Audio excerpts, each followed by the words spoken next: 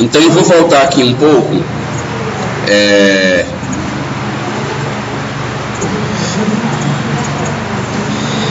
O que eu pulei na aula passada que vocês estão falando, gente, é só o seguinte, ó. Na verdade, foi só para não desconcentrar, porque esse assunto não interessa para a gente nesse semestre que nós estamos, nesse conteúdo que é de projeto. Vocês vão ter uma disciplina específica chamada conforto ambiental, onde vocês vão estudar parâmetros que vão dar a vocês as bases do que é considerado confortável em termos de sensação para o ser humano, no quesito de umidade, temperatura, grau de insolação. Então vocês vão ver que existe uma combinação XY entre esses fatores que fazem com que a gente tenha a sensação de conforto. Como na minha aula a intenção não é fazer cálculo físico, eu não vou entrar nesses parâmetros, mas é só para alertar para vocês que apesar da gente estar estudando de maneira intuitiva, porque vocês vão captar essas soluções de maneira mais prática, sem tanta responsabilidade que a gente já está no início do curso, vocês têm como saber essas coisas com exatidão.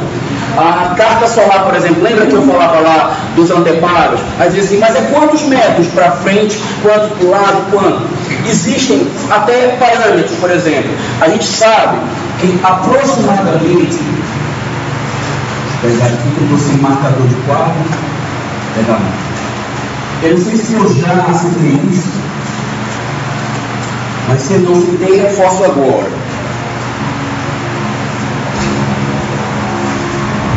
Quando vocês começarem a fazer as proteções das casas de vocês, que agora vocês já sabem que fachada reta é um problema climático, né? A gente expõe ela ao sol, às intempéries, ao desgaste, estraga as esquadrias, dá infiltração na parede, uma série de outros problemas. Então vocês vão tentar se proteger. E quando vocês se protegerem, vocês vão perguntar assim para mim: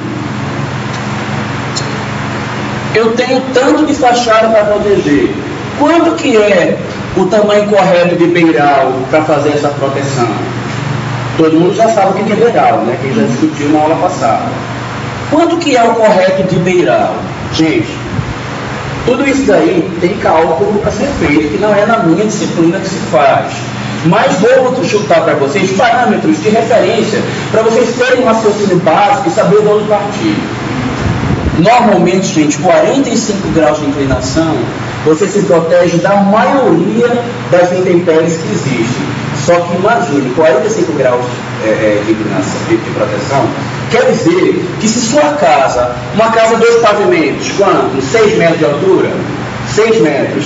Você vai botar um balanço de 6 metros aqui para dar 45 graus? Não vai. Não vai porque gera problemas estruturais, não vai porque gera problemas financeiros, gera uma série de problemas. Então, sem ter o cálculo, a gente vai tentar aproximar o máximo possível disso quando der. Quando não der, você vai ponderar outras. Na minha disciplina, eu só vou cobrar que você tenha... A gente vai fazer uma simulação. Lembra daquele movimento que o SALT faz? Nas aulas práticas, nós vamos correr para o laboratório de maquete, vocês vão elaborar uma maquete física de vocês, e eu vou ligar o celular e ó, lâmpada em cima. Na hora que eu botar na inclinação do sol que bater lá, é que a gente vai ver se você precisa fazer maior ou menor, tá bom? Então nós vamos fazer simulações simplificadas. Vamos pegar uma lanterna e vamos locar para descobrir. Mas isso aqui vocês já sabem que é um ponto de partida para raciocínio, que normalmente não se consegue fazer. E qual que é o chute, por exemplo, que se consegue fazer? Aqui em Brasília, a gente faz até 1,20 m sem ser considerado tão dispendioso para o perfil de cliente de vocês, ok? A partir de 1,20 m, para você lançar mais que isso, você começa a ter que justificar financeiramente. Não estou dizendo que está errado, pode fazer com 2, com 3. Aí você vai me explicar por que você fez maior, se isso teve um grande ganho, porque você teve um custo elevado, tá? Se vocês forem medir as casas que vocês vão ver por aí, vocês vão ver casas com 50 centímetros de beiral, gente. 50 não protege nada com nada. 50 é um mínimo, é só para dizer que não protegeu, ok? A insolação bate todinha. Que você está imaginando um ângulo assim, sendo que o sol faz isso, ó. ok? E a chuva de vento faz isso também. Então 50 normalmente não dá para nada, ok? Isso aqui, ó, já é pouco se a gente está considerando isso. Porque imagine, a casa mais baixa de todas vai ter 3 metros de altura. Nunca dá 45 graus aqui, né? Então fiquem sempre conscientes que o beiral, ele é sempre pouco por conta dos outros parâmetros financeiros.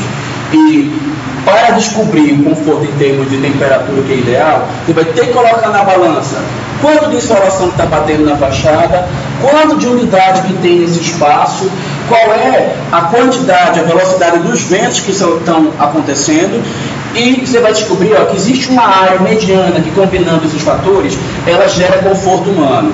Acima daqui, abaixo daqui, para frente, para um lado e para o outro, vocês começam a ver desconforto no ser humano.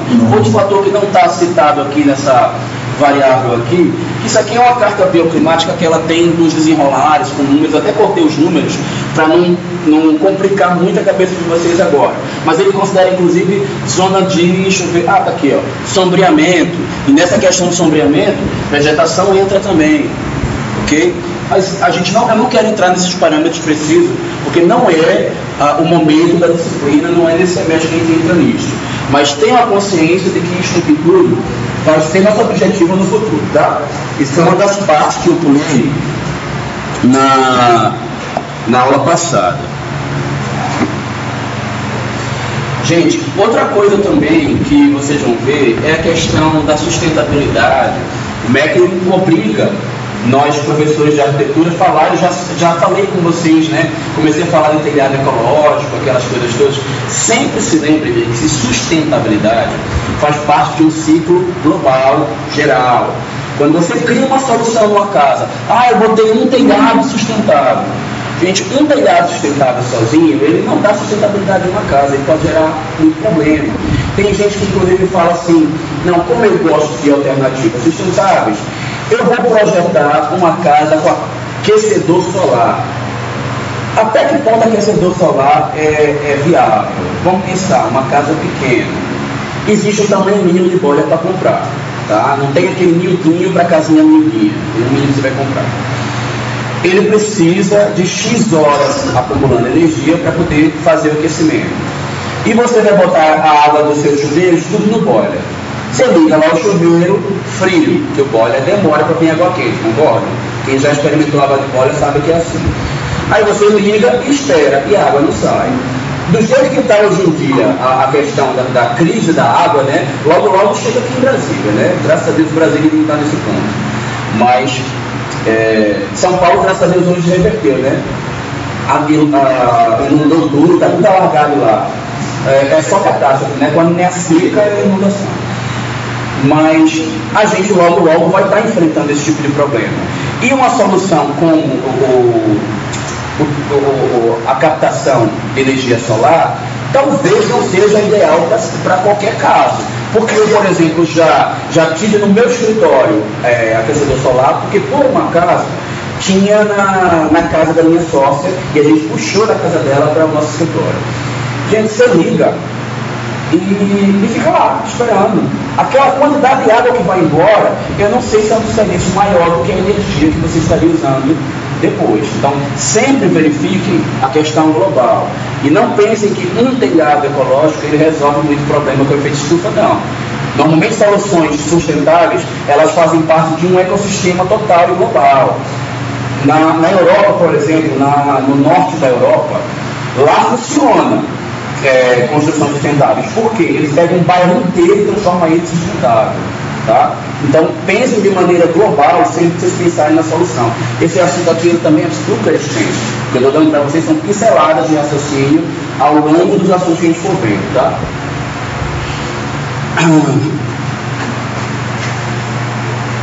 A gente já estudou carta solar de Brasília, não foi na aula passada. Vocês já sabem qual é o sentido de orientação correta, já sabem que você não pode analisar uma casa se você não vê para que lado está o norte. Portanto, quem vier se orientar comigo na aula de projeto, que me mandar um projeto e não tiver a seta do norte, se prepare, monstro, para eu xingar um palavrão, então traga para o norte, por favor, tá bom? Desse caso aqui, ninguém analisa nada, e só analisa a casa se ela estiver deste jeito, né? discutimos essas questõezinhas aí, já vimos quais são as principais influências climáticas, aprendemos a verificar se a casa foi bem projetada do ponto de vista da volumetria e da proteção contra intempéries, incidência solar, vimos que tem meios paliativos como os brises, né? Vão me dizendo aí. E chegou a ver esse projeto meu, não foi? Que ele é uma mescla de proteções verticais e horizontais, justamente porque é uma fachada que tem dupla incidência, por isso que tem essa combinação de elementos.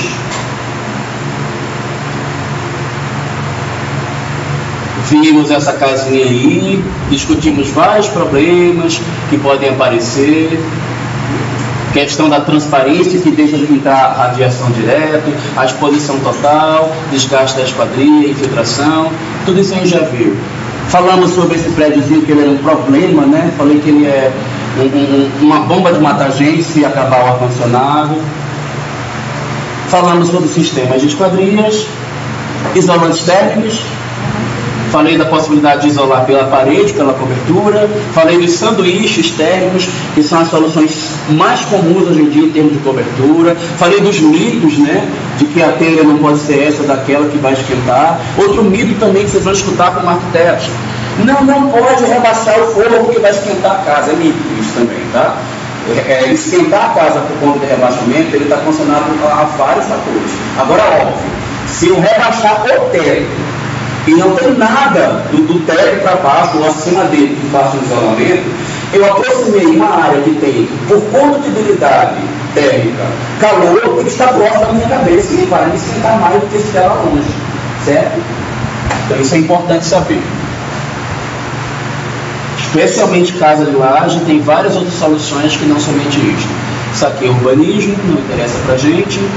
E é bom vocês considerarem também, gente, que não é somente dentro do espaço interno que a gente prevê alguns problemas.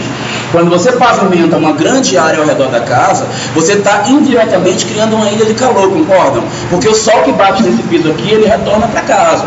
Então, ao invés de você absorver, olha a diferença de estar aqui e estar aqui. O sol que bate nessa grama, ele é filtrado. Ele não retorna para casa em forma de calor. Ele também não retorna em forma de radiação de luz. Aqui já é diferente. E se esse piso nem é tão claro, mas se ele fosse claro, seria pior ainda o problema, né?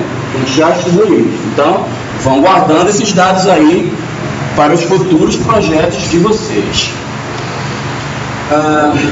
Nossa, eu nem sei porque que esse slide está aqui.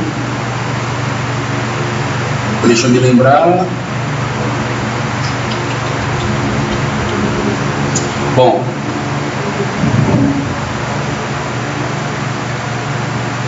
sim. É porque é para falar sobre a questão o que determina o que é um condicionante térmico, por onde entram os ventos dominantes, e todo local que você criar área para ventilar, você tem que pensar como é que ele vai sair. Não necessariamente uma saída de ar ela é no mesmo nível onde você está projetando. Você pode criar situações de saída zenital, tá? A quantidade de exposição que você coloca também na fachada vai determinar. E cuidado com as soluções que aparentemente são beirais de proteção e não são coisa nenhuma. Porque olha o que eu falei. Lembra que eu falei da proporção mínima para proteger?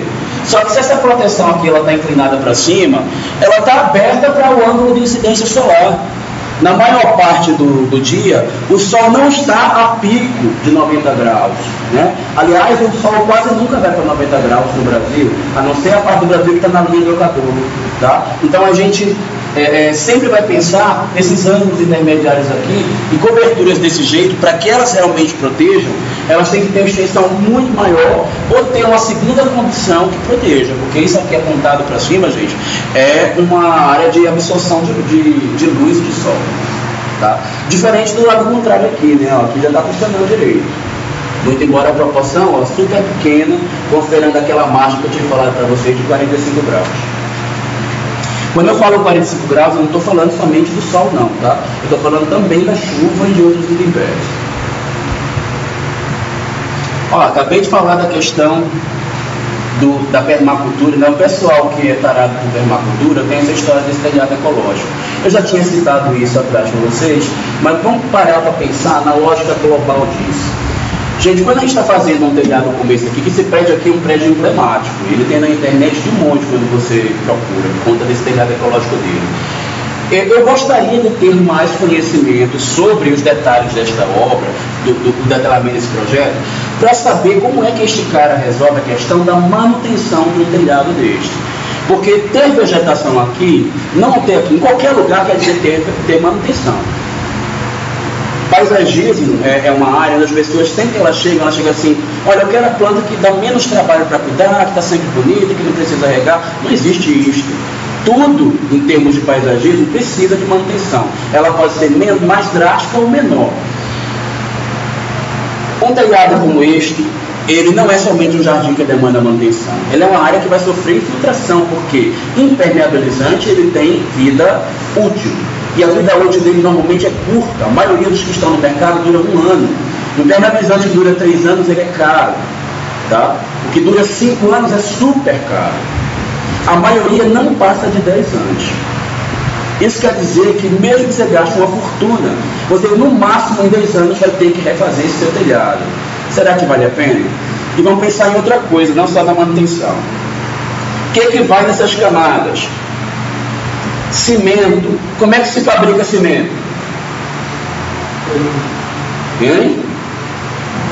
Extraindo minério, botando na fornalha para queimar. E como é que queima aquilo lá?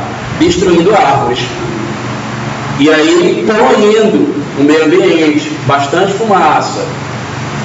Camada de impermeabilizante, derivado do asfalto. Aí refinaria de petróleo, fumaça, poluição. E camadas e camadas e camadas. Será que quando eu estou criando isso aqui, eu estou sendo realmente sustentável? Ou será que eu estou gerando outros problemas? Sempre pense em sustentabilidade como uma cadeia global, um raciocínio mais macro para chegar no micro. Você pensar só no imediato que você está vendo aqui, você não sabe se você está sendo sustentável de verdade. Agora, mesmo tendo esses problemas, quando a escala é maior, pode ser que o resultado, o retorno, as vantagens sejam maiores do que simplesmente fabricar um telhado supostamente ecológico. Questão lumínica.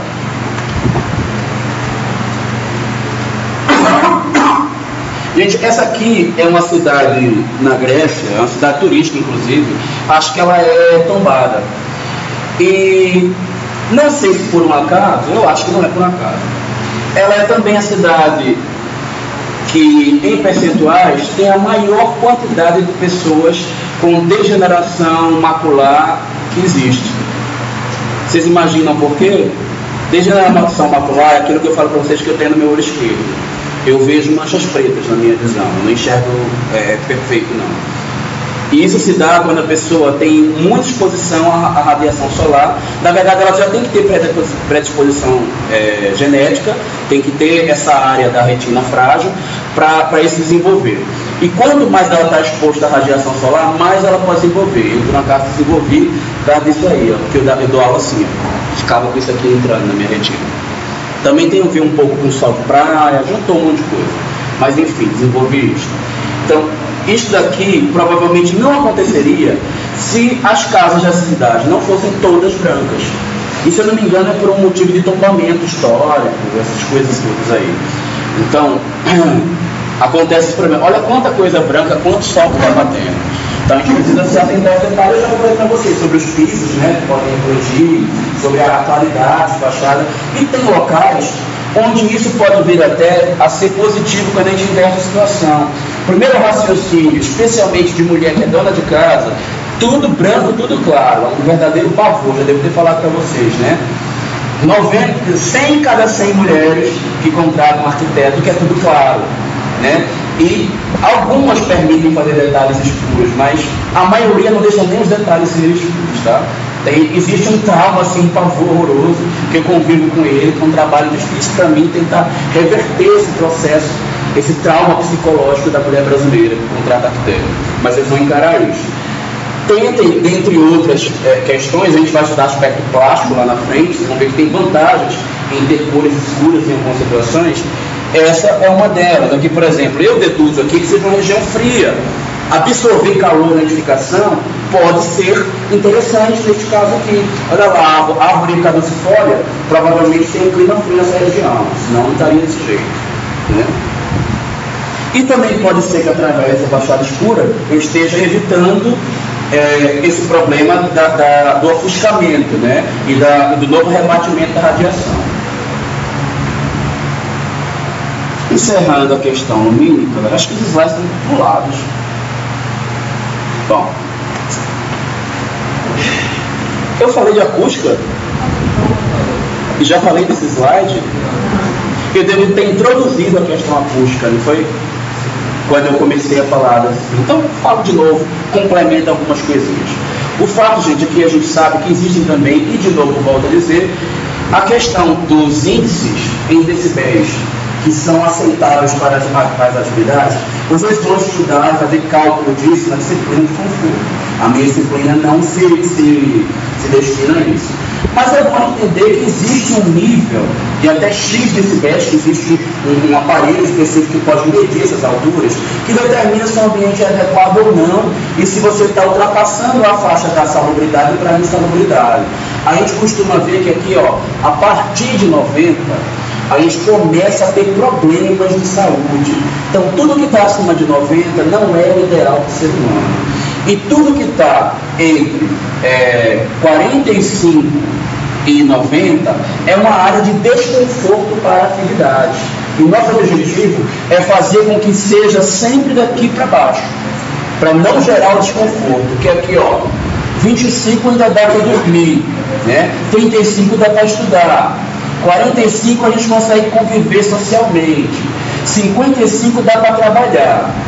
75 eu já começo a ter desconfortos para realizar qualquer atividade. 90 eu tenho problemas de saúde daí para cima, né? Começo a ter sérios problemas quando me exponho.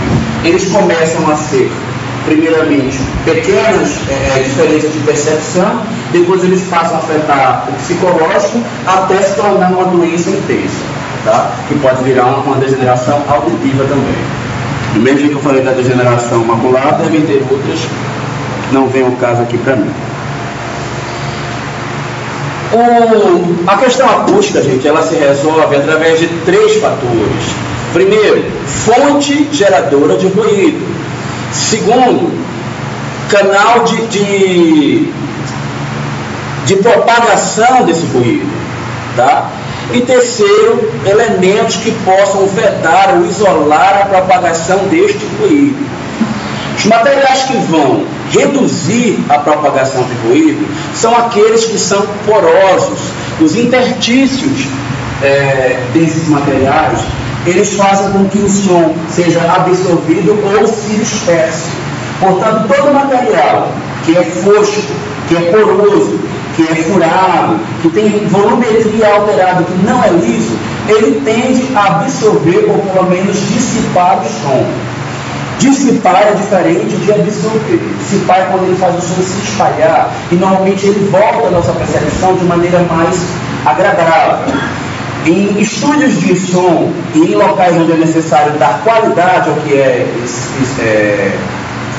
que se transmite, ao que vai ser escutado por alguém, é comum ter objetos que tenham volumetria diferenciada, para que o som bata naquelas placas de volumetria diferenciada e volte para o nosso ouvido de maneira agradável. Quando o som é intenso, o que é comum colocar? Material poroso. E aí, cuidado quando falo em material poroso, porque existem diversos materiais no mercado, dentre eles as espumas poliuretânicas. Elas precisam passar na norma, que também não é assunto do nosso semestre, na norma de propagação de chama. Se eu não me engano, tem um tempo de até 2 horas que ela precisa sustentar. Eu não sei esse valor de cabeça, mas existe um limite de horas que o fogo deve ser sustentado assim que é iniciado, para ele ser considerado um isolante acústico seguro e poder ser utilizado nos espaços. A que foi utilizado lá naquela boate, lá do sul, ela não tinha essas características e foi isso que gerou aquele problema. Portanto, nós arquitetos hoje, até por conta daquela tragédia, temos que cada vez mais usar materiais, ter cuidado com isso aí. Todo fabricante de material acústico, ele é obrigado a dizer qual é o tempo de propagação da chama em cima do material que a gente está vendo. Adquirir, indicou, especificou no projeto, primeiro veja se ele está passando desse tempo, tá? Senão ele pode ser inadequado para o seu projeto. Madeira é um material melhor para dissipar do que para absorver. Ele gera qualidade, mas já é melhor do que material liso. Cortiça é um bom material para absorver. Tecidos em geral vão absorver. O material que é muito utilizado como isolante acústico é o lã de vidro e o lã de rocha. São super comuns. Quando a gente projeta a casa com drywall, com divisórias outras aí quaisquer, é comum que você especifique no projeto drywall com isolante de lã de vidro, com lã de rocha. Tá? Os próprios fornecedores dessas drywalls, para quem não sabe, são as paredes de gesso, tá? Que eu estou falando delas agora. Eles já vêm, o forno também dá para fazer isso. Uma coisa que era bom vocês saberem também, é que mesmo no estúdio onde precise ter o máximo de isolamento, não é comum que a gente revista tudo com materiais porosos, tá? Para que o som seja percebido de maneira agradável, para que ele não seja estranho aos nossos ouvidos, um mínimo de materiais reverberantes precisa acontecer, até porque a gente precisa perceber o som para algum tipo de atividade, tá? Então o mais comum é que não se isole e que não se coloque materiais porosos em tudo. E outra coisa, absorver é diferente de isolar. Absorver quando o som bate numa coisa que é porosa, entra nos poros e ali é absorvido. Ele não se propaga. Isolar é quando o som passa por um local que tem tanta densidade que ele não consegue ultrapassar e fica retido dentro do espaço. Por exemplo, as janelinhas que nós temos aqui na nossa sala. O vidro é super denso, ele é um ótimo isolante, mas ele é um bom absorvente de som? Não é.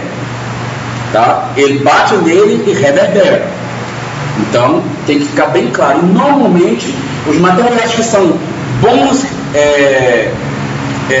isolantes, eles não são tão bons para absorver o som. Ok? Para evitar a propagação.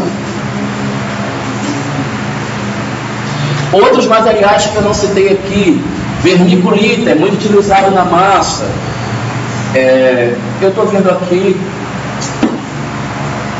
eu citei o nome dela agora, esqueci. Cortiça é um material que eu nunca usei não, mas eu vejo essa foto aí, um exemplo que parece ser a cortiça. Pela lógica, ela parece ser um material que vai servir para absorver. Quando a gente está numa escala um pouco mais urbana, aí vai se preocupar em posicionar os objetos de maneira tal que ele esteja longe da fonte de ruído. Nem sempre num projeto é possível. Imagina um condomínio. Tem casas que obrigatoriamente vão ficar perto da pista de acesso onde estão os carros. Aquelas não deu para você afastar da fonte de ruído. O que eu vou criar? Superfícies que vão absorver este som. O que pode ser? Materiais porosos no jardim. A própria grama é um material poroso que pode absorver. Vegetação, árvore. Gente, não é só por uma questão climática que existem árvores aqui no eixão de Brasília. Essas árvores, elas impedem que a propagação do ruído que vem desses carros incomodem tanto quem mora aqui nessa proximidade. Então, quando você cria um projeto onde existe essa exposição aos ruídos e ele tem muita vegetação, você melhora a qualidade acústica, você melhora o conforto acústico das pessoas que estão nessa área. Além do que, a vegetação tem várias outras coisas que ela pode melhorar, né? Ela melhora a questão térmica, ela melhora a qualidade do ar, ela vai servir para depósito de poeira, vai absorver poeira, ela vai ter N fatores aí. Ela melhora a umidade do local, ela retém água nas raízes e nas suas proximidades. Vegetação é tudo de bom, mas tem que saber também controlar.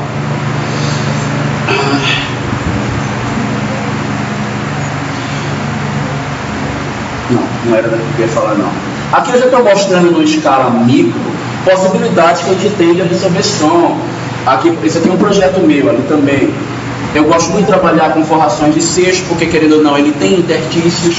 vai ter vazios que vão servir para absorver mais o som, uso de vegetação, né? Então tudo isso aí vai propiciar melhoria da qualidade acústica dos espaços. Já quando a gente pensa numa escala mais micro, tem vários materiais, gente, que não são somente isolante acústico técnico. Existem materiais que, pela sua percepção, eles são porosos, você pode usar. Aqui, por exemplo, isso é o escritório de advocacia, é projeto meu também. Lá a gente tinha um problema de som, porque eram muitas pessoas, um do lado trabalhando com processos jurídicos, e o som de uma pessoa trabalhando incomodava a outra. Então, o que foi que eu fiz? Eu mandei comprar palha, fibra natural de palha, mandei cortar ela em módulos de 45 por 45, fiz vários quadradinhos, na vertical horizontal, criei uma estética que parecia que era somente elemento estético, mas que na verdade era para reduzir o problema acústico desse espaço, já que pelo piso eu não poderia resolver. Eu reduziria também esse problema se, ao invés desse porcelanato aqui brilhoso, eu tivesse colocado uma coisa mais rústica, que isso aqui já é evitável de reverberar, mas não era o desejo do meu cliente, né? Então a gente tem que lidar, inclusive, com essa história de desejo. Cliente, a maioria não sabe que a gente sabe essas coisas todas e só projeta sobre essas coisas. Porque, na verdade, tem arquiteto que estudou tudo isso e não usa, né? Vocês vão encarar um monte. Quando estiverem atuando, vocês souberem essa diferença, vocês compararem com o que os colegas de profissão de vocês vão fazer, vocês vão se assustar o tanto que as pessoas são irresponsáveis na arquitetura e projetam coisas sem nenhum, sabe, no fio assim da inspiração, como se fosse um trabalho artístico. Eu não estou menosprezando o trabalho artístico. O trabalho artístico, ele é difícil, ele tem propósitos grandiosos, mas nosso trabalho não é só artístico, nosso trabalho é também artístico. Sim, e o cliente ele tem desejos. Ele simplesmente derruba anos e anos de uma técnica estudada por você, porque ele não quer, acabou, você está pagando, entendeu? Então, se preparem para isso também. Rola. E muito. Esse escritório aqui, ó, ele já usou uma solução que eu jamais pensaria, uma solução suspensa.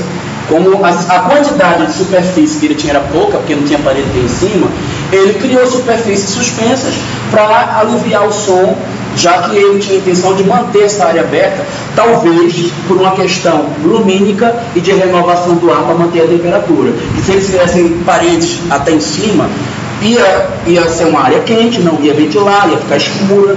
Então a gente precisa estar sempre antenado para essas possibilidades não usuais para resolver algumas situações quando o problema está mais complexo.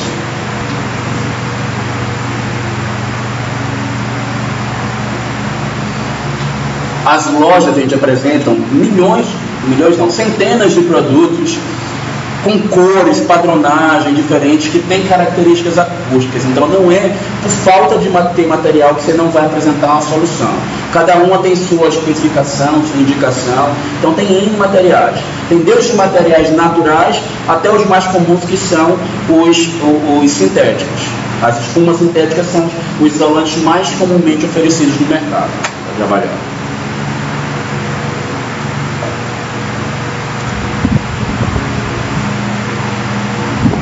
Normalmente, em ambientes onde a gente vai trabalhar com som, caso do home theater, ele tem uma demanda de materiais completamente diferente do restante da casa. A nossa intenção aqui é isolar e absorver, para não causar incômodo, porque aqui é uma fonte de ruído, né? E a gente não pode afastar da casa porque está dentro da casa. O que a gente vai fazer? Isolar. Normalmente essas áreas elas têm em torno de 70% de material absorvente ou isolante. Tapetes, tecidos no próprio estofado, tecido nas cortinas. Quem vai preferir sempre uns mais crus, mais porosos, mais volumosos para fazer a absorção. Materiais que não sejam lisos. Esse daqui é um home theater projetado por mim, projeto meu também. Então essas combinações todas de materiais porosos, ela se faz necessário no home. Eu não sei nem se eu falei dessa parte. Tem até características de como eu pulei, eu não sei em que a parte do assunto que eu vou citar isso, mas já vou dar logo algumas orientações a mais para vocês de home, que eu não falei antes. Eu já falei para vocês a diferença de sala de TV para home, né? Todo mundo já está sabendo. Então tem outras coisinhas que são importantes, na questão lumínica, por exemplo. acho que já tem até falado, a gente não coloca a janela do lado contrário, de vista, e se ficar na lateral, quanto mais próximo melhor, porque não fica virado para a tela para dar reflexo. Outra coisa, fundo claro, perto de onde está se projetando a imagem, não é bom, ruim, porque você precisa neutralizar todo o restante, focar na imagem, e o fundo claro dá isso. Obras de arte, imagens, desenhos, nunca onde está a tela, sempre atrás, porque você quer ver a imagem, você não quer ficar se dispersando do que está ao redor. Eu, por exemplo, se eu vou ver um filme, seja lá do que for, e eu já vi, acho que até tenho nas minhas imagens esse exemplo aí, um cinema que tem um desenho do Homem-Aranha. Eu adoro Homem-Aranha, sou apaixonado. Se passar um filme com o Homem-Aranha do lado, eu no meio do tempo inteiro eu vou olhar para o Homem-Aranha. Né?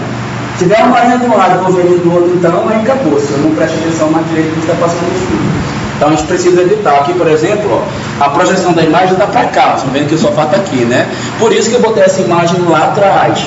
A cliente queria do lado de cá. Mas aí eu falei para ela que não era adequado. Graças a Deus, essa daqui ela confiava no meu trabalho. E aí a gente trabalhou com um fundo escuro também lá, onde estava a imagem dela. No caso dela não é só TV, ó. Projetorzinho aqui, ó. Os homes bons, eles têm as duas possibilidades. Tem o projetor e a TV também. No caso dela tinha um painel retrátil, que ela queria, tinha TV, aí ela apertava o controle remoto, aí o painel descia e aí ela ligava o projetor. Era de acordo com o tipo de imagem que ela queria projetar.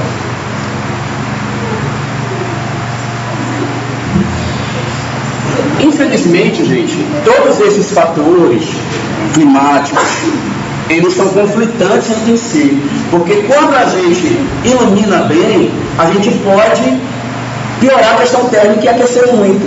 E se a gente tornar fresco, a gente pode trazer luz demais e incomodar uma determinada atividade. O grande mistério do projeto de arquitetura na questão climática é você conseguir casar todos esses fatores e achar um equilíbrio entre eles. Aqui, por exemplo, nessa solução aqui, você está querendo impedir o sol, você conseguiu, mas ó, como são barras espaçadas, você deixa a luz entrar, a luz não entra direto porque bate no deparo, mas ela entra indireta porque vem aqui e reflete no ambiente, já chega suave. O vento continua entrando. Então, isso aqui é, inclusive, uma solução super comum, que é o que imita as das brisas. É por isso que a brisa é tão utilizada para corrigir problemas climáticos nas edificações, porque ela se presta muito bem a este papel, mas ela tem uma estética que não é a melhor possível no caso de uma residência. No caso da edificação comercial, esse problema nem é tão grave, nem é tão sério. Aí a gente vai vendo outras possibilidades que não são necessariamente só trabalhar com a brisa. Você pode organizar os seus elementos de maneira que as coisas aconteçam com iluminação indireta, você se proteja da chuva, do sol, mas continue passando o vento, como ele está propondo aqui. Então tem N maneiras de você estudar. E normalmente, através dos anteparos e na própria volumetria da forma da casa, você consegue resolver esse problema. Você não é obrigado a criar um anteparo, um elemento de proteção, só para resolver esse problema, não. Quem gosta de criar formas mais elaboradas, mais complexas, tende a chegar em soluções pela própria forma da casa. Então, forma muito complexa nem sempre é frescurinha de arquiteto. É, às vezes, solução técnica para a questão climática também.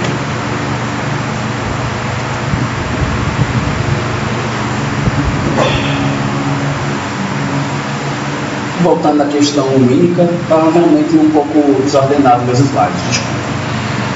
Eu já devo ter chamado a atenção de vocês na questão lumínica para a questão da gente tem que se preocupar com a luz direta e também com o ofuscamento, né? Então isso aí já falou amplamente, não vou retomar não. Isso eu só algumas imagens falando de alguns materiais.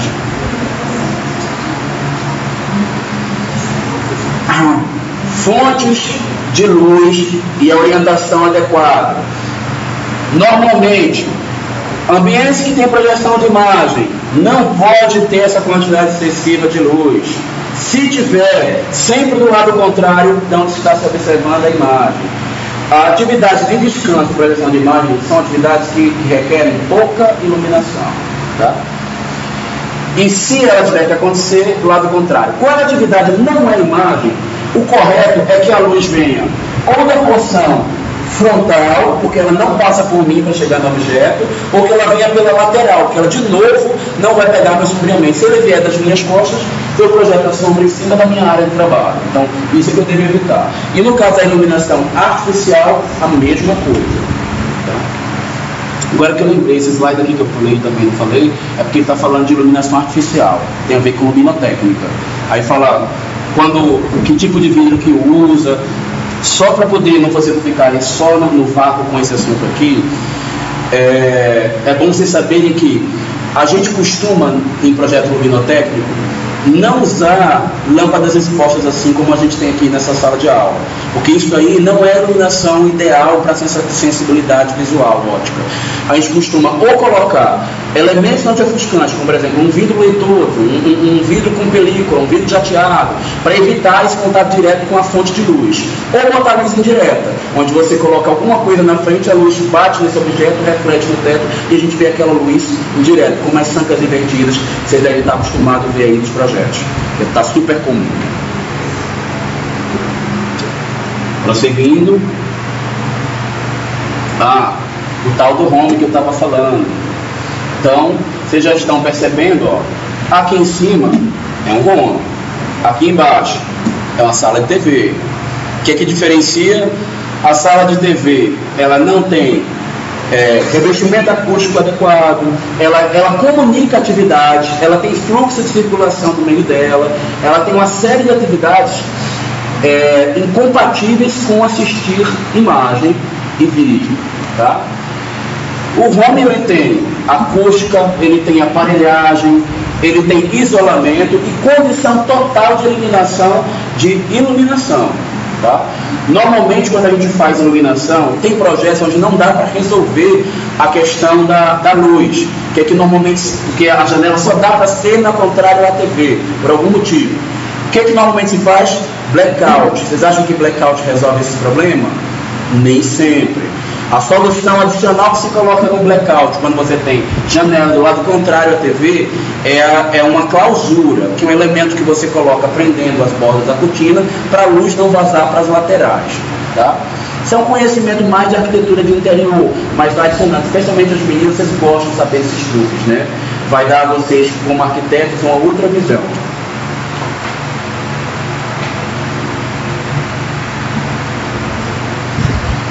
Ainda na questão lumínica, quando a gente quer uma área para ser iluminada, precisa ser uma área para se pegar luz, a gente pode proporcionar a luz sem necessariamente escurecer tanto o piso e sem provocar problemas interior, colocando um quebra-luz, um pergolado, uma solução que faça essa transição, faça algo entre o totalmente iluminado e a sombra total.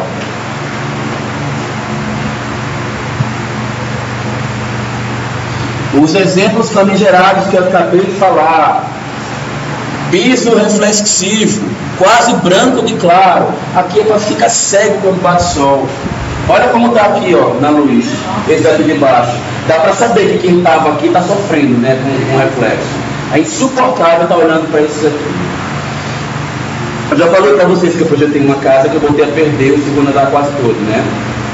A cliente pediu um mega varandão, fez um paisagem maravilhoso na extremidade, só que ela queria o piso claro, porque lá em cima não tinha sujeira, segundo ela, né? Então podia colocar, e a gente fez aquele varandão. Ela disse que ela tranca a vida inteira dela, nunca abre. E aí eu fiquei esperto depois disso, né? São os meus primeiros projetos. Grande, 800 metros quadrados de casa, gente. O tamanho da casa que vocês estão fazendo. Tá? Cuidado, não errem. Não é nem pelo menos no dia na hora de explicar, né? Porque vocês vão ter que defender esses critérios aí. Aqui, ó, batendo luz, uma área aberta, aqui é tipo um varandão social, né? Piso reflexivo, branco, muito claro. Problema, ainda tem um terceiro problema. Vai chover, vai molhar, vai escorregar, vai cair no chão, bater a testa, abrir o cérebro, esparramar sangue para todo lado, né? No mínimo dá um escorregadinho e quebrar um dedo, né? Manchar o piso branco, que vocês sabem que porcelanato polido, ele não, se você demolhar, limpar sangue, vinho, Coca-Cola, é pro resto da vida, né? Ele absorve e não tem jeito. O rústico tem esse problema? Ele tem, só que a gente não vê, porque ele já tem aquela casa suja. Aí uma mancha mais, outra menos, ninguém vê. Tá? Não existe material 100% impermeável. Todos têm pelo menos 0,3, 0,6 de permeabilidade. Eles vão manchar. Granito mancha. Mas ninguém vê. É igual. Especialmente com água, o granito claro, olha o detalhe bom para vocês das meninas, né? Quem vai projetar, mulher tem aquela trauma, acabei de falar, que é a paranoia. Tudo claro, tudo claro, tudo claro. É quase. Só que aí, piso de cozinha, vai mandar piso da cozinha branca, inferno, não pode cair nem fio de cabelo. A mulher que pede isso na casa dela, ela não sabe o inferno que ela está comprando na vida dela. Aí depois ela pega, e a bancada, ela vai chegar na marmoraria e ver um monte de coisa, ver aquele granito clarinho, quase branco. Eu falei, esse dos meus sonhos, porque eu já sou traumatizada com tudo escuro, que era tudo claro, né? Até ela botar o primeiro copo d'água derramando, eu abri a torneira e esqueci. A água espalha no granito clarinho e fica aquela mancha d'água que demora semanas para secar. E aí, quem não tem paranoia, fica a manchinha d'água, né? Vive, seca, não seca, seca, não seca. Mas quem tem, fica sofrendo vendo aquela mancha que teve, né? Especialmente piso de box do banheiro, botou o granito claro, dá aquela manchinha. Nossa, repeti aquele slide, né? Esse daqui de luz, já falei dele, está repetido. Esse aqui também. Na verdade, é só um exemplo diferente das mesmas combinações que eu estava falando, que a gente tem que compatibilizar esses probleminhas. Tá tarde já, né, gente? Vamos dar uma paradinha. Fazer a chamada.